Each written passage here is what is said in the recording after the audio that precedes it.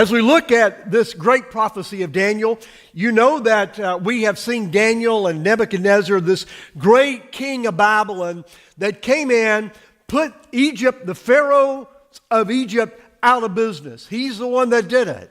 He put the Assyrians that had conquered the northern 10 tribes of Israel. He put them out of business. And now Nebuchadnezzar, in his mind, ruled the world. He was the leader, the ruler over all the human race. He went down to Jerusalem, destroyed the temple, destroyed everything that was in Jerusalem and Judea, brought the people up to Babylon, and held them in captivity in Babylon. We have seen how there was this young man by the name of Daniel and his 3 companions that we know best as Shadrach, Meshach, and Abednego. How they stood up and said, "We will serve only the God of heaven."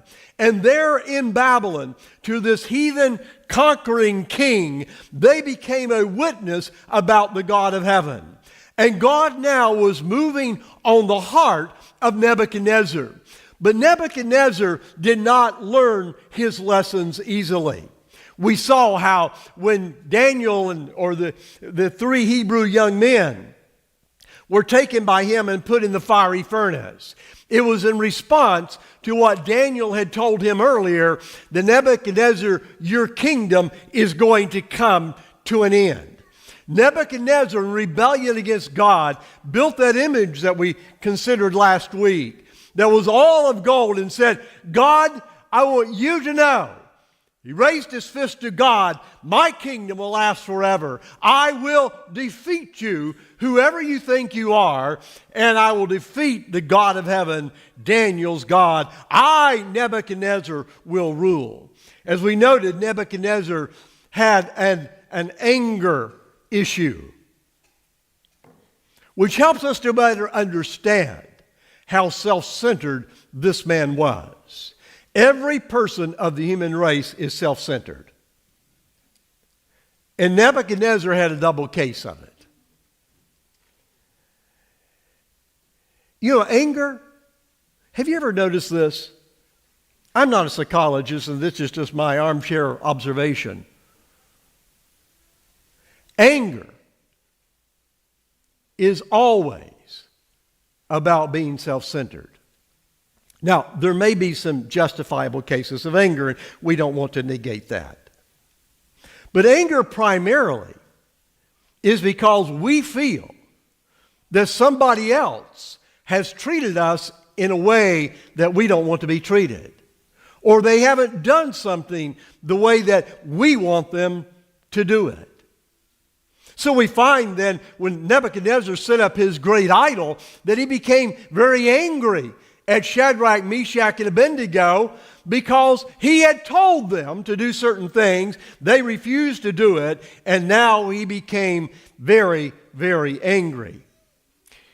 We find that God was trying to teach Nebuchadnezzar, unless you lay aside that self-centeredness and become other-focused in submission to me, that you're going to find yourself recurringly in difficulty with the God of heaven.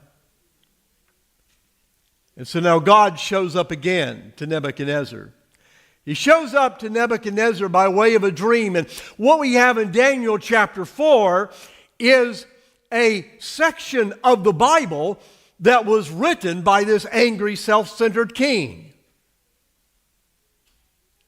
Daniel included this in his writing. Keep in mind that this first part of the book of Daniel cannot be separated from the prophecies that we find later in the book of Daniel. And so now God is telling us through Nebuchadnezzar about what's going to happen at the end of time. So don't lose that focus as we go through and as we look at how God was working with this man Nebuchadnezzar. So God shows up to Nebuchadnezzar in a dream. And now Nebuchadnezzar writes out to everyone after the sequence of events. And this is what he communicates to to him was the whole world.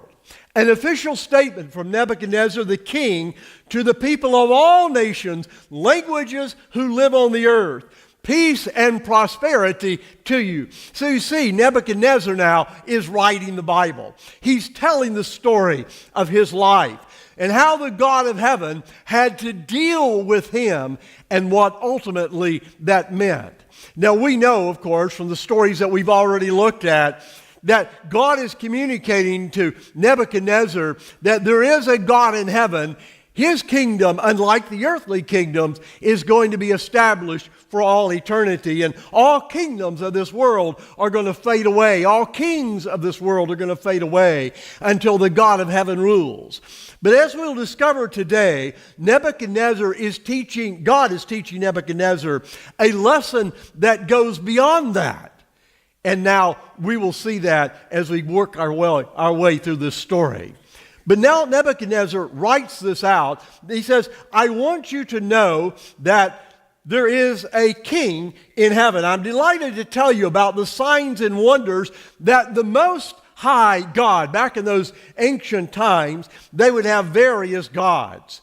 But now he terms the God Yahweh, as it's given in the Old Testament, the God of Daniel, he terms him the Most High God. Whoever this God is, remember, this was in our way of thinking a spiritually, religiously ignorant man. All he knows is that he grew up in this atmosphere of all of these various gods, and now the God that he, in his mind, had conquered, Yahweh, he begins to realize is the God that's over all the gods. So he has all these conflicting things going on in his mind. How could he ever conquer the people of Yahweh if Yahweh was more powerful than his gods? But yet he realized, because God was trying to teach him the lesson, that there is a Most High God that rules in heaven. So he writes out to all the world. He says, I want everyone in the whole wide world to know what happened to me. And he says that I am delighted to tell you about the wonders that the Most High God has done for me. How great are his signs, how mighty are his wonders. His kingdom will last forever. You see, God had gotten through to Nebuchadnezzar, and his authority continues from one generation to the next. I, Nebuchadnezzar, was relaxing in my home, living luxuriously in my palace. Remember, Nebuchadnezzar is writing this out. There's a contrast here because we will learn the additional lesson today that God was trying to teach to Nebuchadnezzar. And so Nebuchadnezzar says, I was extremely wealthy. I was living the best life, the high life. Everything that I had, everything that I wanted, all came my way, and this self-centered, arrogant king now makes the acknowledgement that I had everything. I was in my palace. I was living a luxurious life. My servants waited on me. No one argued with me. Everyone gave me and did exactly what I wanted them to do. I saw a dream, he says, that frightened me badly. He said, oh, God, for the second time, is communicating with him through a dream. The things I imagined while I was lying on my bed, these are the visions of my mind. They were terrifying to me. So Nebuchadnezzar, as he communicates out to the world after these events, starts his story by telling that I was scared to death.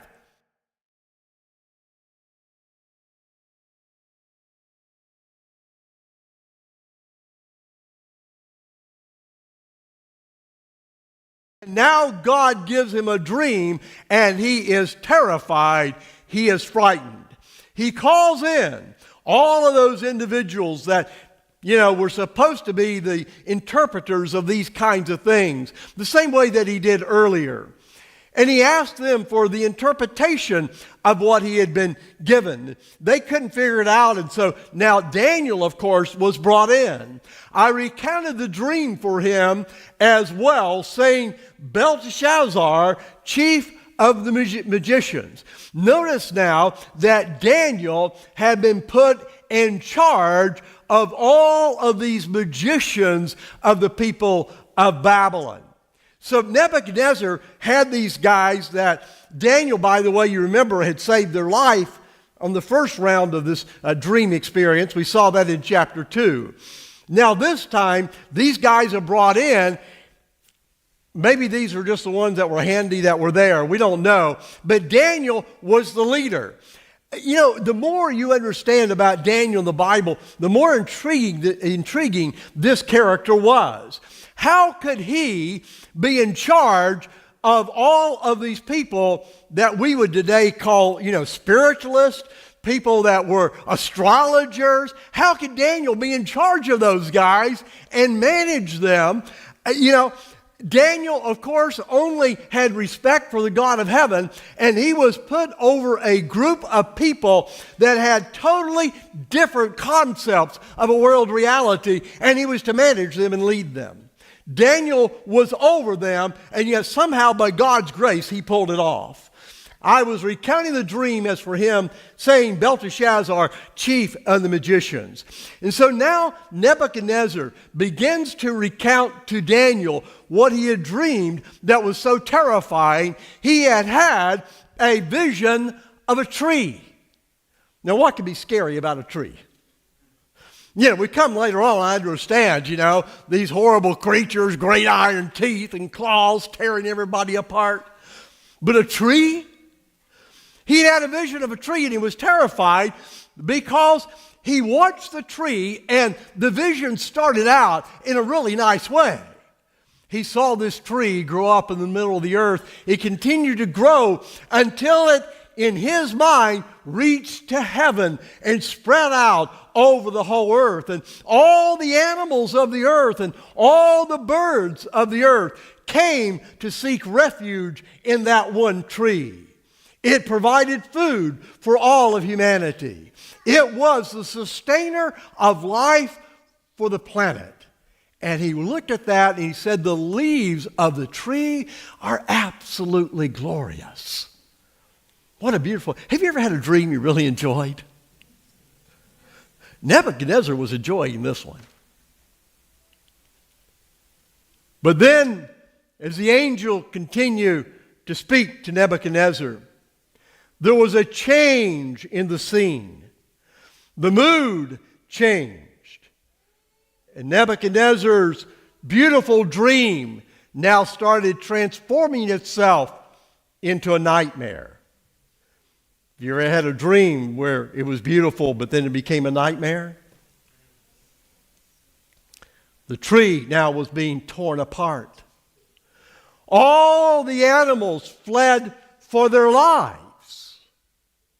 And now this tree, instead of becoming the sustainer of life, the tree was being ripped apart and torn down until there was nothing left except for the stump and the roots in the ground.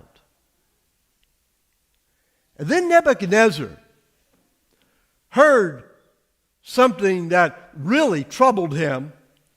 Let his mind. So the tree now is given human characteristics. Nebuchadnezzar, without doubt, began to understand that this tree represented something else. It wasn't a tree, and now he begins to know that God is talking about a person. A person who is people flock to. Things are going well. The Babylonian Empire was beautiful and glorious. And now it's going to be torn down. And so God says to him, let his mind be altered from that of a human being, and let an animal's mind be given to him. There's probably nothing more terrifying in life than for a person to lose their mind. Isn't that kind of the thing that everybody is sort of afraid of? You know, when you look at what happens often with aging, people start to lose their... Now look, if you're older, don't take offense at that. I mean, I'm right up there with you, so, we're all good, okay? But who wants to lose their mind? And Nebuchadnezzar listens to this angel speaking to him and says there is going to be a man that represents what's happening to this tree, and the mind is going to be taken away, and the mind of an animal is going to be given to it. Who of us would like to lose our human dignity so that we can't sit at the table and take up our spoons and forks and eat like a human being, but instead we go out and like a dog or an animal of the field, we start grabbing our food with our teeth and ripping it off of the ground? Who would want to live like that? No wonder when Nebuchadnezzar called in Daniel, he was terrified because he probably had some idea this was about him. There's a funny thing about the working of the Holy Spirit. You see, we already know from this previous experiences that God was trying to get through to Nebuchadnezzar. And when this dream came, he knew already, before the dream ever occurred, that he was in trouble with God.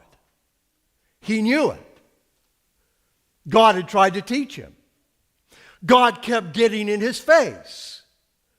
You remember that, that God came down there in the fiery furnace and got right in Nebuchadnezzar's face and said, just in case you're wondering, that great God of heaven, I'm here.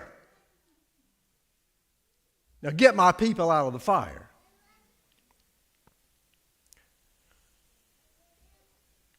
Nebuchadnezzar was given an opportunity. God was not going to let him go. Isn't it amazing how much God loves us? We rebel against him, and what does he do? He comes right back and works with us again, doesn't he? This announcement is by the decree of the sentinels. This decision is by the pronouncement of the holy ones. So, watch this. This is still Nebuchadnezzar talking to us. So that those who are alive may understand. See, Nebuchadnezzar wants us to learn the lesson God taught him. That the Most High has authority over human kingdoms. So he told Daniel, this is what I saw. And Daniel said, you are exactly right. In your terror and your fear, that tree is you, King Nebuchadnezzar. And as you may know the story already, the Bible says that when Daniel first heard the story, that he had no ability of speech, that his mind froze up, because now Daniel realized that he had to say to Nebuchadnezzar, that tree that you saw, that person that you saw in your vision who lost their mind and became like a dog or an animal, that King Nebuchadnezzar is you. And Daniel said to him, I wish this vision was for anybody else in the world other than you. But King, I have to tell you, the vision is for you. You'll be driven from human society, Daniel says, and you will live with the wild animals. You will be fed grass like oxen, and you will become damp with the dew of the sky. Notice the first part of that. It says that Nebuchadnezzar would be driven out.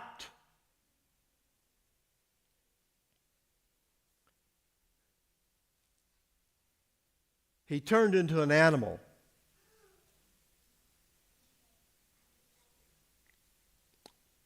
And some of the leaders of Babylon had to drive him out of the palace.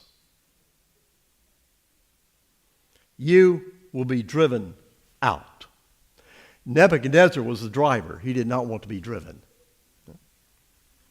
7 periods of time will pass before you. And Daniel says, before you understand that the Most High is ruler over human kingdoms and gives them to whomsoever he wishes. Whereas they commanded to leave the stump of the roots of the tree, your kingdom shall be sure to you. After that, you will have known that the heavens do rule. He says, Nebuchadnezzar, you are going to be punished now for years out in the wilderness, living like an animal until God gets through to you. Therefore, O king, let my counsel be acceptable. So Daniel now pleads with Nebuchadnezzar. Nebuchadnezzar, listen to what I have to say. He says, and break off your sins by righteousness, and iniquities by showing mercy to the poor. Back in the Old Testament, righteousness is a different concept than what we may often have. God is talking in relational terms. You've heard me say this before, that God is talking in relational terms.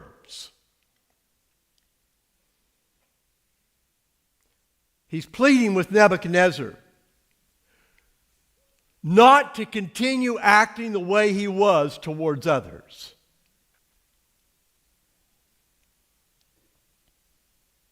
He's not asking Nebuchadnezzar to wear the right clothes and eat the right food. You follow me? He's talking to Nebuchadnezzar about his relationship to other people. Daniel, of course, was one of the prophets. He was contemporary somewhat with Jeremiah, close to the time of Isaiah. And what we find in those books is that God made this same exact plea with his people over and over again. And finally he says, because you don't get it and you keep mistreating others, I'm going to have Nebuchadnezzar come and I'm going to bring you into captivity. And now Nebuchadnezzar brings him into captivity, and God says to Nebuchadnezzar, my people refuse to be my people, and now you, a heathen king, I'm going to ask you to be my people. Go with me back to the Old Testament. Let's see this. This is from Isaiah. We're going to Isaiah 58. We actually looked at some of these passages. These are familiar passages. We've looked at these fairly recently. But here it is. This is something that we have to understand about the book of Daniel, because this relates to the end of time. Show you more on that in just a moment.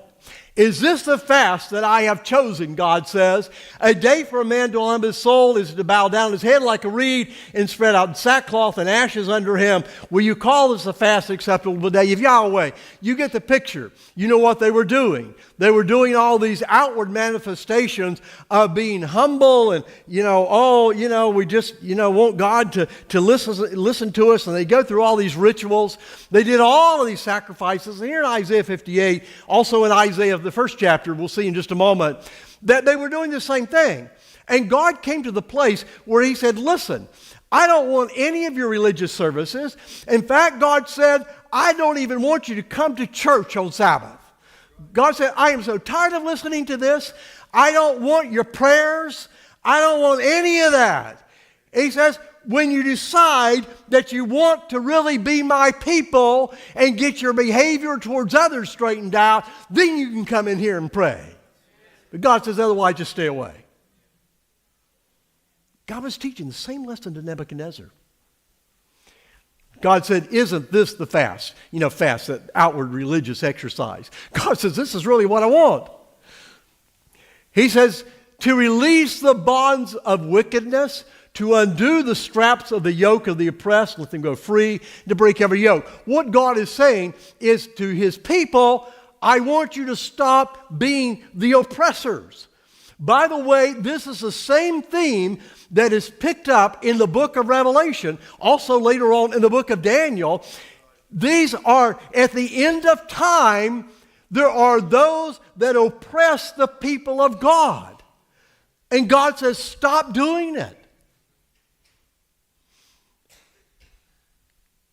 Isn't it to distribute your bread to the hungry and to bring the poor who are cast out to your house? When you see the naked, that you cover him? Then, God says, then, at that moment, your light will break out in the morning and your healing will appear quickly. Then your righteousness shall go before you, and Yahweh's glory will be your rear guard. You see, God now through Daniel and through these dreams is trying to give Nebuchadnezzar an opportunity to do what his own people would never do. Hear heavens and listen earth, for Yahweh has spoken. This is going back to chapter 1 of Isaiah now. I have nourished and brought up children, and they have rebelled against me, God says. The ox knows its owner, and the donkey his master's crib, but Israel is stupider than the animals, because they do not know. My people don't consider.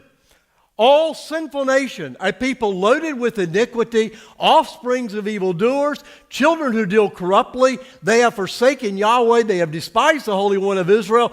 They are entangled and backwards. God's people were the oppressors. And God was now trying to teach them through the prophets. This is thematic.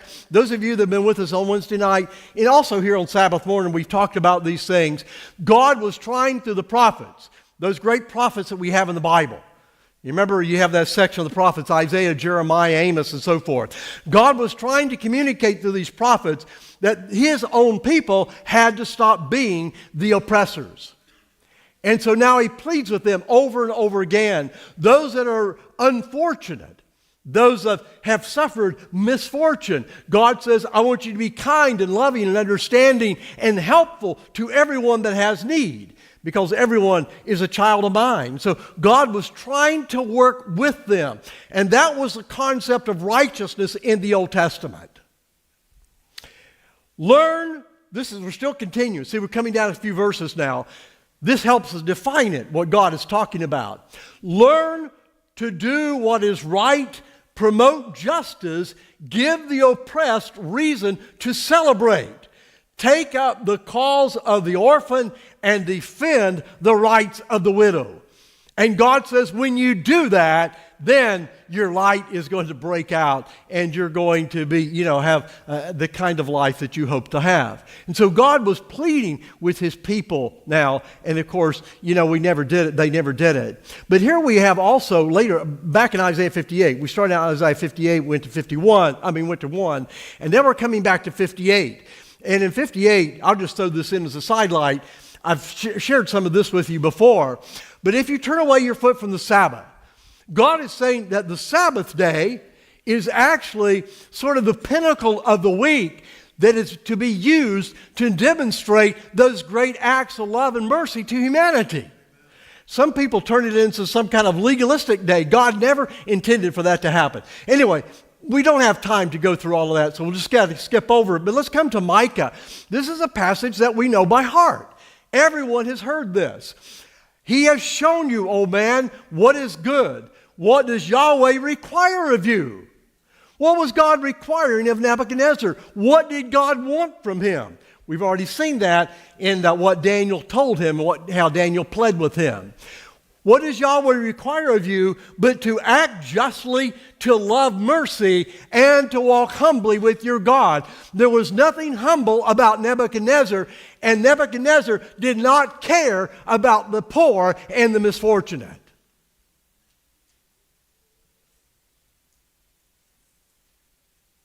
Micah, speaking for the Lord, as Daniel spoke to Nebuchadnezzar, what does the Lord require of you? What does the Lord require of us? Question that human beings we often ask. What does the Lord require of us? He has shown you, O man, what is good. What does Yahweh require of you but to do justly, love mercy, and to walk humbly with your God? You may remember that in Matthew 24, Jesus gave that great end-time prophecy. You remember that? The sun will be darkened. The moon will turn to blood. The stars will fall from heaven. The Son of Man will come in glory as the lightning shines from the east to the west. You will see the Son of Man coming in all his glory. And the angels will go out and they will gather God's elect from one end of the earth to the other. Matthew 24. And then you come down to Matthew 25. And it seems to many that Matthew 25 just doesn't fit together with Matthew 24.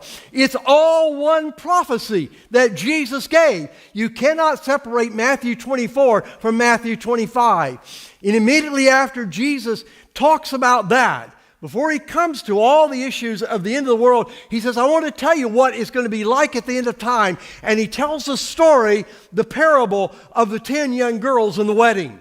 You know that. And then he tells the story of the talents. And you know that one as well. And then he ends that section about the end of time. He ends it by telling them the story of what's going to happen at the end of time.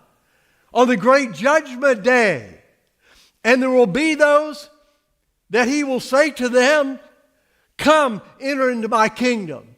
There will be others that he will say, you have no part in my everlasting kingdom because your heart towards others is not what it should be. And you're not going to be in my kingdom. You're not going to mess it up.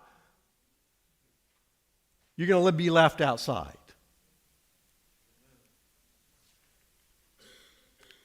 The king will answer them, most certainly I tell you. Remember the judgment day. The judgment day. Most certainly, I tell you, because you did it not to one of the least of these, my brothers, I'll put a knot in there. Those are the ones that are left outside.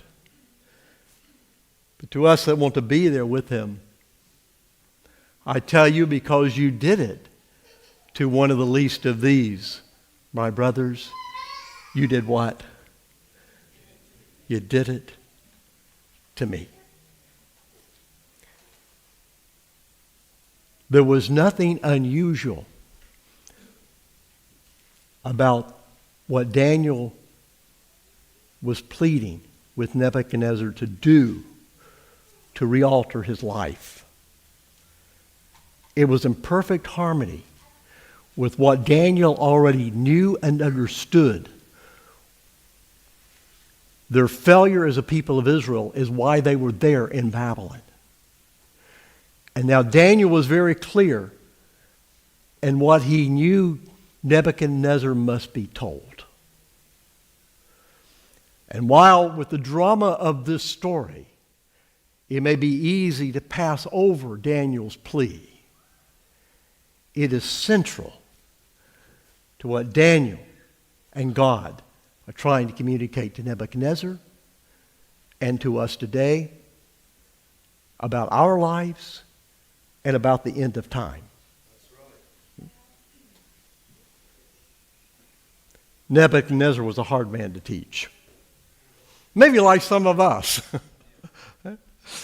The king spoke and said, is not this great Babylon that I have built? So some time went by and he got out there. Babylon, we know the historical records, a beautiful and glorious city. Is not this great Babylon that I have built, which for the royal dwelling palace by the might of my power and for the glory of my majesty? Tells us something about this guy, doesn't it?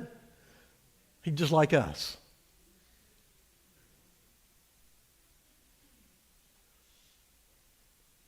I thought some of you were going to say amen until we said that last part.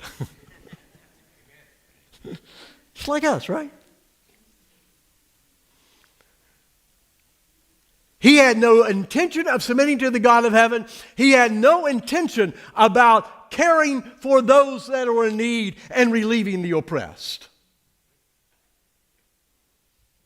His slaves had built the capital of Babylon. Why would he treat them with mercy?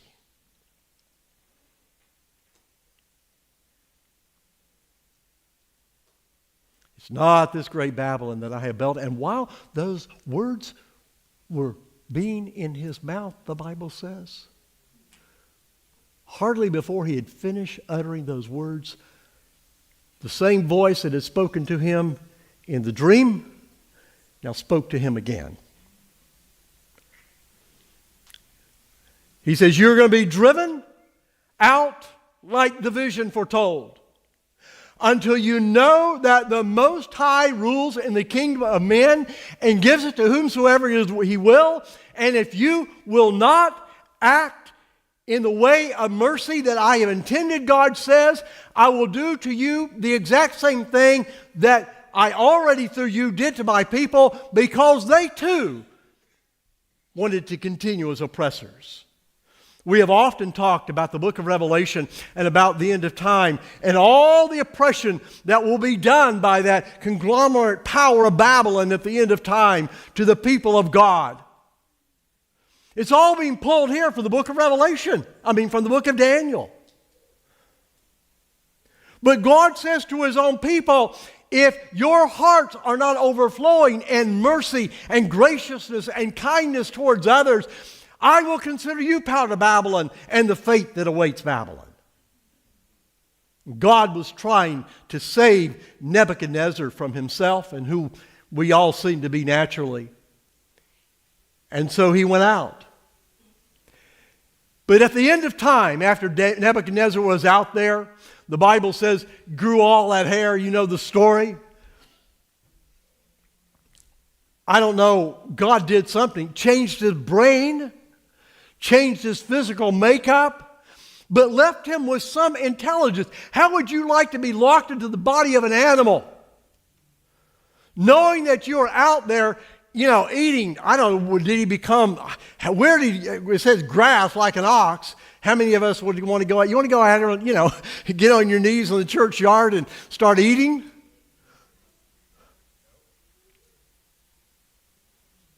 Grew all his hair, covered in fleas and ticks, and yet he still had some knowledge that he was a human being. But it took him years out there as an animal. I would like to think, I would hope I'd learned the lesson before God turns me into an animal. But if he did, I hope I would learn it in the first 5 minutes. But it took Nebuchadnezzar years.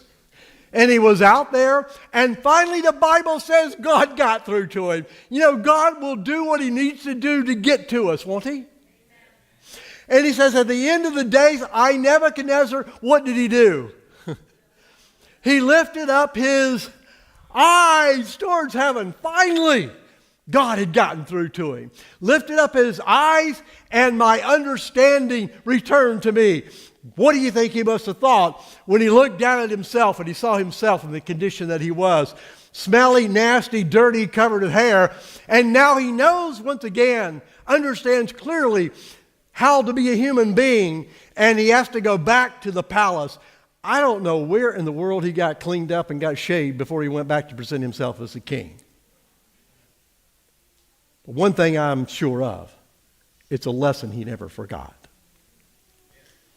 He says, and I bless the Most High, and I praised and honored him who lives forever and ever. His dominion is an everlasting dominion. Nebuchadnezzar says, you don't have any argument with me anymore. I got it. His dominion is an everlasting dominion. His kingdom is from generation to generation. He does according to his will in the army of heaven and among the inhabitants of the earth, and no one can stop his hand or ask him, what are you doing? At the same time, my understanding returned to me, and for the glory of my kingdom, my majesty and my brightness returned to me. My counselors, my Lord, sought me. I was established in my kingdom. Excellent greatness was added to me. Now I, Nebuchadnezzar, remember, this is Nebuchadnezzar writing out to you and me. His message.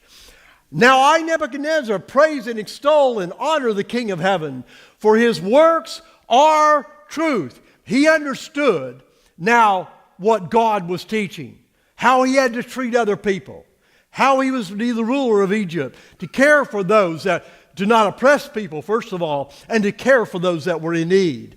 His works are truth. His ways are justice. Once again, justice in the Old Testament doesn't mean you put people in prison. It means you relieve people from oppression. His works are justice, and those who walk in pride, he says, he is able to put them in their place. God got through to Nebuchadnezzar. The tree was restored.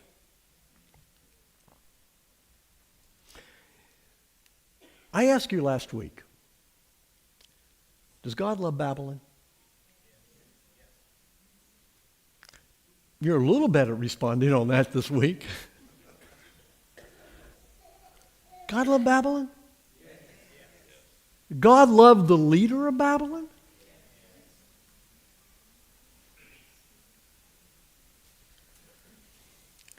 I don't know if you're just tired because I've gone so far over time, or if you're just hesitant to respond. God loved the leader of Babylon? Spent years working with him so that the leader of Babylon could become what God's people had rebelled against and never became.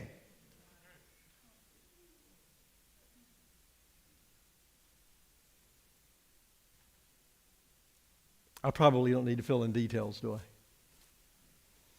It's strange how God can teach lessons.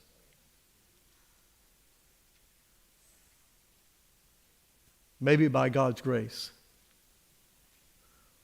all of us, who all have these natural traits of humanity in our heart like Nebuchadnezzar, by God's grace, we will all learn the lesson